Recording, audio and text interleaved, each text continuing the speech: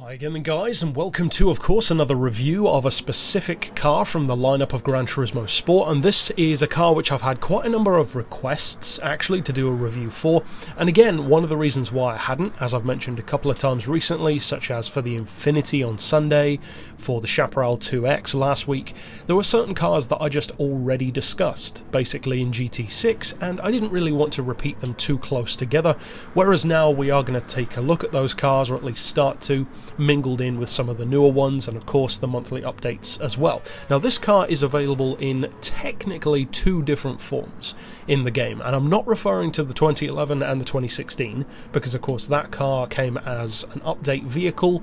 It is a totally separate machine, a very popular one. I'm actually just referring to this one because for those who maybe haven't realised, and most people have by this point, there are actually two versions of the 2011 Audi R18. There's the regular one, which is this one, but there's also one which in brackets says Le Mans 2011. And basically they're the same thing, but one car is, from what I can ascertain at least, the conditions that the car looked like in the race, or at the end of the race. So it's got apparently a few scratches on the body, for instance. I've never really noticed that myself, I haven't used that version very much. But this regular one and that one seem to be, for most intents and purposes, pretty much the same car. Plus, of course, this regular version is easier to attain because you cannot buy that Team Le Mans or Le Mans Condition version. You can only win it from a prize draw. So it's kind of a unicorn, in effect. This one, though, you can get it straight from the dealership, of course. It costs 1 million credits, which is a lot less than it was in GT6. And in terms of performance, the thing about the R18 in any game, because those are just the specs of the R18, is it's very responsive to tuning, but in its stock form, it's not a particularly remarkable looking car on paper. The power is not particularly high, especially when you compare it to something as recent before it as like an R10 or a Peugeot 908. They've got around 700 horsepower, a huge amount of torque. This has 553. Even the engine is significantly smaller, a 3.7 litre instead of the 5.5 litre twin-turbo V12 diesels, again in the Peugeot and in the Audi R10. But of course the reason for all of that is rule changes, regulation changes. The car has the mandatory closed cockpit, which the R10 never had. Personally, I think an R10 closed top would have looked pretty cool, at least if the Peugeot was anything to go by. But this one, it was a new era, the next era of Le Mans, where cars did get less powerful, smaller engines, much more diesel dominance and more focus on hybrids, even more so than there had previously been. And to some degree, this is kind of the shape that cars have still had even today, because they haven't kind of deviated for a while from this kind of dumpy, more bulbous looking shape that the cars tend to have. Of course, it has the distinctive central fin, which again is mandatory, and it is a Le Mans winner. This car won Le Mans in 2011, so it's a proven machine, but at the same time, you've got to remember, of course, it's proven against other cars with similar specs. Gran Turismo Sport does not put this up against just other cars from 2011 under 2011 regulations. Group 1 is a broad category, and that's if you just consider prototypes. You put this up against a Peugeot 908 and you're gonna see some pretty significant differences, but you're gonna see even more of a difference when you start putting up against the Alpine Group 1 car, the Bugatti Group 1 car, these cars which of course would never be up against these vehicles in the real world, but in the game they are. Now, we could get into a discussion about the classes of the game and how they're kind of broken sometimes, which we have done before, but not for this particular review. This is more of a focus on the car itself, because what I will say is when you put balance of performance to one side, which of course is always an issue when you're under those circumstances, but if you just tune up the car to see what it can do, for instance, as I did with my circuit tune for the car, it's a monster. Now, in my experience, it's not quite as quick as the Peugeot 908 in a straight line, but overall, the lap times are very similar between the two. In both cars, my laps are around a 246.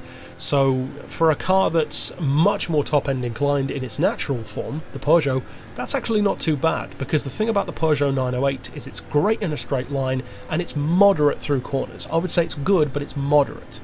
The R18 is a better handling car, I would say. It's very smooth, the torque delivery is uncharacteristically smooth, regardless of if it's a diesel, because usually a huge amount of torque leads to a huge amount of wheel spin, but actually the R18 is a very manageable car. The one that I'm driving here, for instance, in the race has over 900 horsepower and a massive amount of torque as well, but it's still not particularly difficult to drive even on racing hards with the lowest possible downforce and no traction control.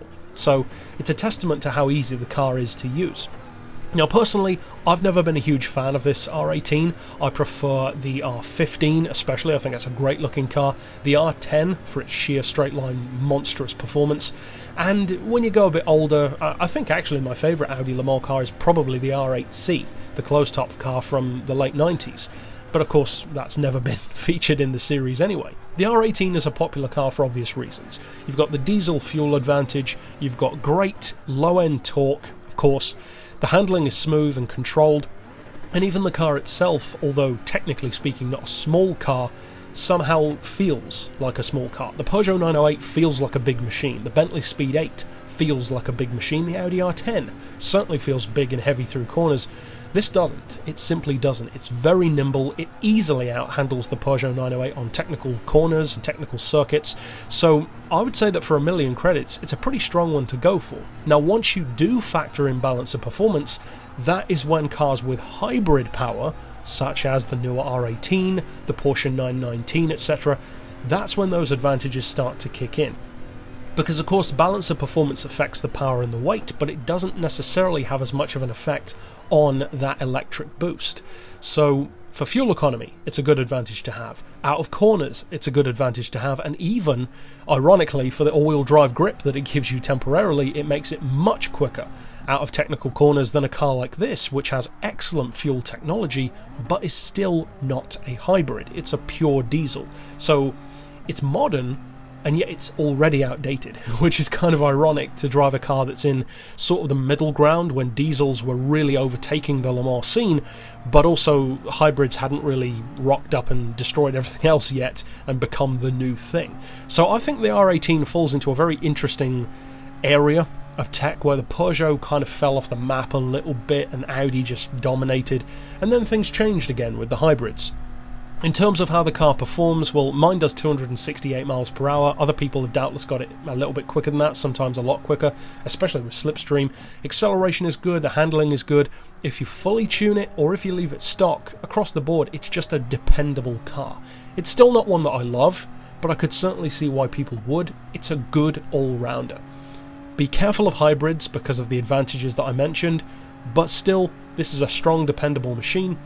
And if you do win that special version, you can always use that one as well. But that's it overall for this review. Of course, if you have not already checked out my tune setup, or tune setup even in English, for this car, for straight line performance and handling, in particular here at Le Mans, then I'd recommend doing that, because it's seriously quick and you can use the tune for different power levels as well. But that's it overall. Of course, I will see you guys next time, and for now, as always, thanks for watching.